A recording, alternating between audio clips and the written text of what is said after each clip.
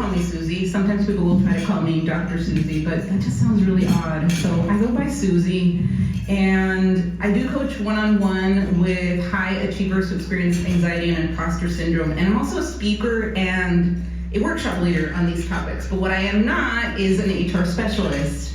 I don't know what it's like to be you or do your jobs in the particular organizations that you work in or in the particular businesses. So you guys are the experts for that, but what I can bring is my expertise in understanding how stress and anxiety work and what are the ways that I help people, and then together maybe we can come up in the Q&A with some ideas for how you can implement the things that I'm going to share with you in your own workplaces. So a little bit more about me, just for some relevant info. I am first-gen Mexican-American, first in my family to go to college. We did come from poverty, and as was mentioned before, I went to Brown for my Ph.D. I got a postdoc at Duke, and then a tenure-track job at Bowling Green State, and then I burned out. So what was really going on is, although I looked incredibly successful on paper, is I had a lot of imposter syndrome and anxiety. I didn't know what that was at the time. That's what I know now in retrospect. Give me a second, I wanna go ahead and see if I can pull this up just a little more. There, I'm a little taller. There we go, much better. So I didn't know about that really until 2021, what was going on for me. It was in 2021, we're in the throes of COVID, more awareness about mental health and trauma, and that's when I learned the term imposter syndrome, and I understood at that moment, whoa, that's what was going on with me my whole life.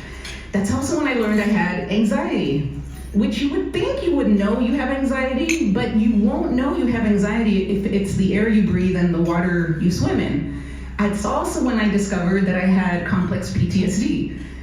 And that came as a result of intergenerational, gestational, early childhood, developmental, and certain shock traumas that occurred before I was 7. But the thing that's really amazing for me is that thanks to lots and lots of new research in the past 15 to 20 years in a lot of different scientific disciplines, we now have a much greater understanding of the things that cause that and how to heal it. And so I have, thanks to coaching, trauma therapy, a bunch of different modalities, I now understand what causes those things and how to interrupt it, and I work with people on how to do that. The thing that's really important is that the number one thing that I really want to convey so much is that although there are certain conditions that make some people more or less stressed out, there's things, the adverse childhood experiences or ACEs that impact whether somebody has more or less stress or those kinds of things. The bottom line is that we all have the same fundamental biology, and it's something that I experience again and again with my coaching clients who are all really high achievers, and it doesn't matter if it's the first-gen Latina lawyer that I work with or the upper middle class white cis hetero male who's working in IT, they're both experiencing the same things. So for me, it's really important to be able to share with you the fundamental biological things that impact everyone, because it's going to make a difference for everyone.